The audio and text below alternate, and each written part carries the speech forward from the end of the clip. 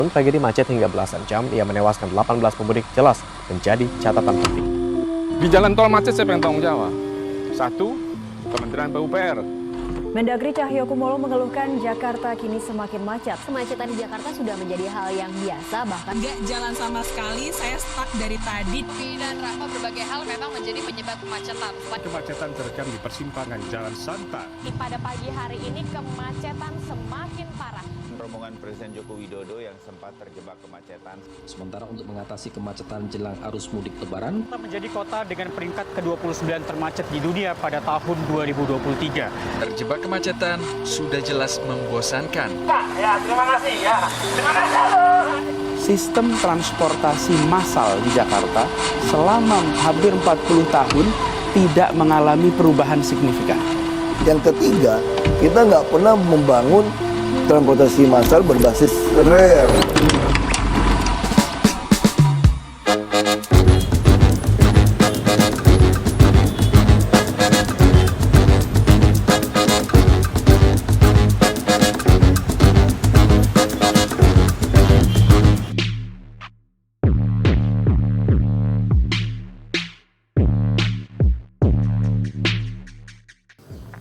Ketika jumlah kendaraan melebihi kapasitas jalan, maka terjadi yang namanya kemacetan.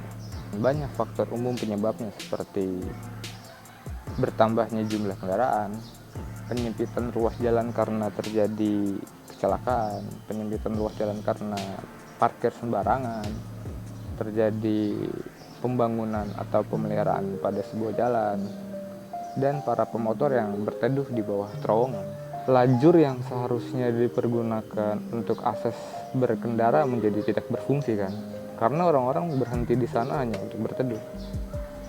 Kemudian diperkenalkanlah lampu lalu lintas di tahun 1914. Orang menganggap lampu lalu lintas bisa mengatasi kemacetan. Memang benar mengatasi kemacetan, tapi lampu lalu lintas hanya bisa mengurai kemacetan, bukan menghilangkan kemacetan. Selama jumlah kendaraan melebihi kapasitas jalan, maka kemacetan akan terus terpelihara.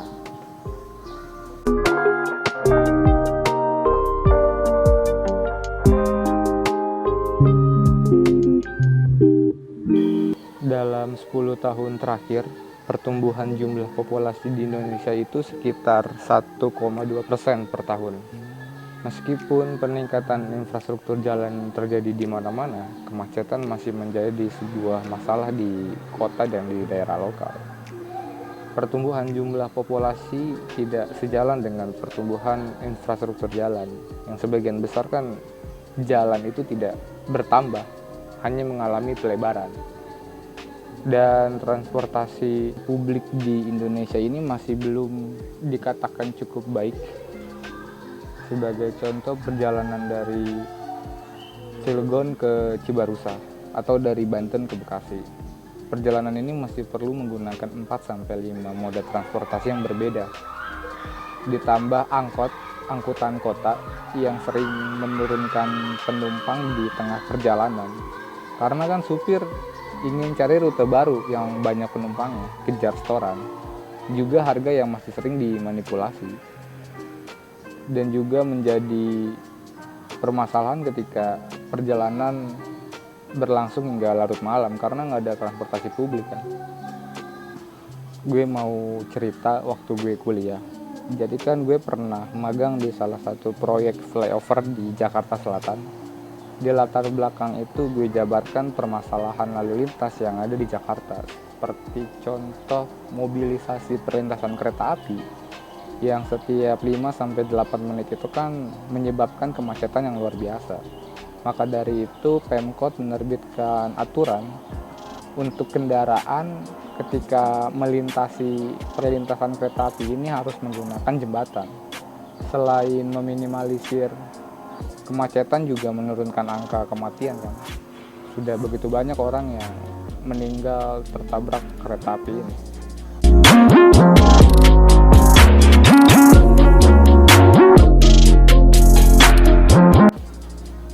Jepang memiliki persyaratan yang ketat untuk memiliki kendaraan pribadi, sementara Cina memiliki populasi terbesar yang ada di dunia dengan 18,5% dari total populasi yang ada di dunia.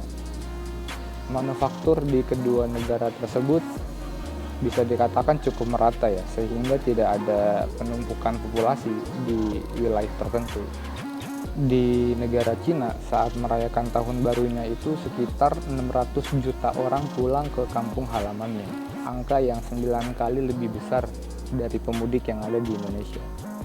Meskipun angka di Cina ini jauh lebih besar, sistem jaringan transportasi mereka bisa dianggap sebagai salah satu yang tercanggih di dunia. Setiap moda transportasi terintegrasi dengan baik. Nah, dengan adanya sistem yang baik ini, maka pertumbuhan jumlah populasi dapat terkendali. Jika jaringan transportasi publik Indonesia di kota maupun di daerah ditingkatkan, akan banyak orang yang menggunakan transportasi umum. Seperti yang terlihat di negara Jepang dan Cina, konektivitas jaringan transportasi yang baik memungkinkan orang untuk menggunakan kereta dari kota ke desa, sehingga mengurangi rasa keinginan untuk berkendara menggunakan kendaraan pribadi yang mahal serta pajak yang tinggi. Salah satu kegagalan kita adalah kurangnya pengembangan terhadap transportasi lokal.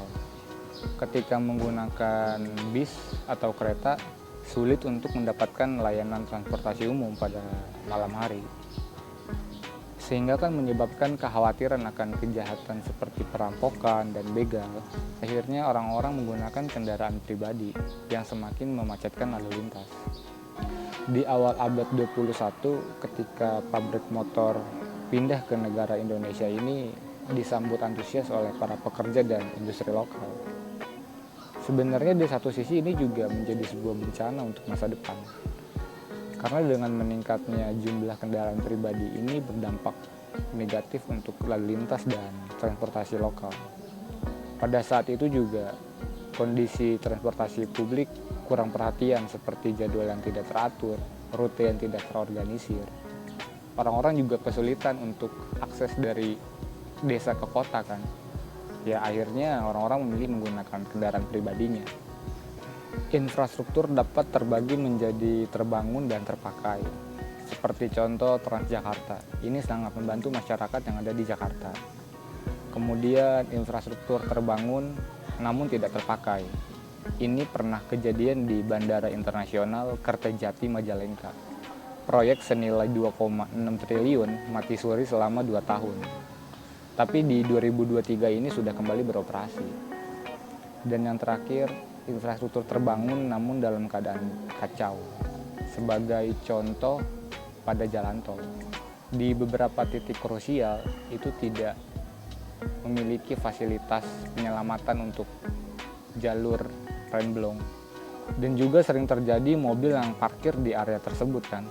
Keluar mobil, gelar tikar, buka rantang, nyentong nasi. Kan ajaib.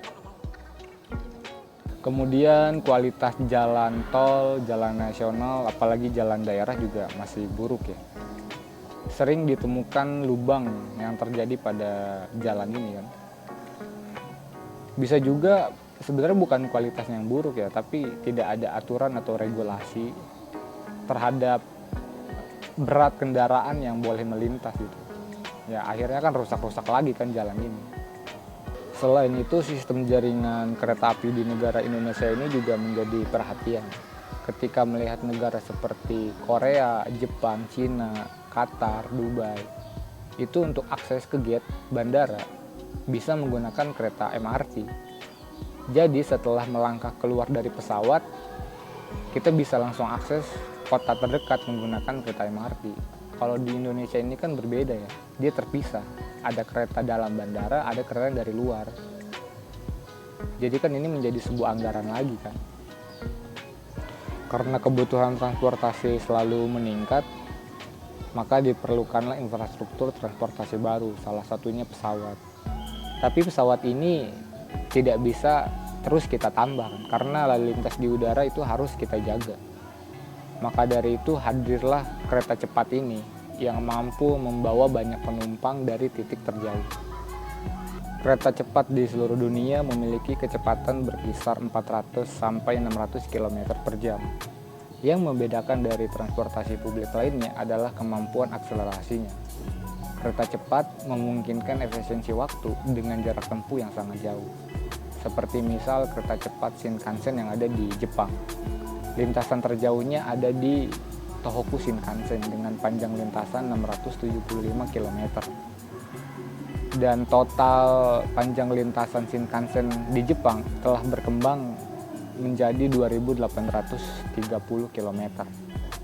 Dan sepanjang sejarahnya, di 50 tahun terakhir, Shinkansen tidak pernah sekalipun mengalami kecelakaan seperti kereta anjlok atau tabrakan. Jadi terbukti manajemen transportasi di Jepang itu sangat baik. Oke lah, Indonesia punya kereta cepat Jakarta-Bandung dengan panjang lintasan 140 km. Jarak dari Jakarta ke Surabaya 782 km, dan gue rasa ini lebih urgensi ketimbang Jakarta-Bandung. Ketika Jakarta-Surabaya ini terhubung menggunakan kereta cepat, akan banyak orang yang pergi ke Surabaya kan, karena mudah diakses dan juga lebih murah ketimbang tiket pesawat. Akhirnya kan perkembangan Surabaya ini mampu mengikuti perkembangan yang ada di Jakarta. Maksud gue kalau misalnya serius untuk menyelesaikan masalah transportasi, kenapa tidak dimulai dari yang lebih urgensi, seperti misalnya kereta cepat Jakarta-Surabaya. Kan dampak baiknya bisa dirasakan oleh masyarakat luas kan. Udah gitu pinjaman utangnya ini kan sangat besar, kereta cepat Jakarta-Bandung, 3,4%. Banyak ahli yang mengatakan Indonesia terkena jebakan utang oligarki. Kemudian jarak antar bandara di Jawa Barat itu harusnya 100 km. Di sini kan kejadian, jarak bandara dari Tunggul Wulung ke Bandara Jenderal Sudirman ini hanya 62 km. Dan masih banyak lagi yang sebenarnya harus diperbaiki, mulai dari sistem manajemen transportasi, sistem jaringan transportasi. Ketika itu semua sudah dilakukan, mungkin negara akan mendesak warganya untuk menggunakan transportasi umum, seperti meningkatkan pajak pada kendaraan, penerapan IRP di beberapa titik, sehingga terciptanya new normal. Orang-orang dipaksa harus menggunakan kendaraan umum, karena untuk menggunakan kendaraan pribadi itu sangat mahal. Dan mungkin penjelasan itu semua mewakili jawaban dan pertanyaan mengapa masyarakat masih cinta menggunakan kendaraan pribadinya. Dan itu yang gue rasakan sejauh ini. Sampai sini saja gue bercakap dengan kalian. Stay safe terus. Goodbye.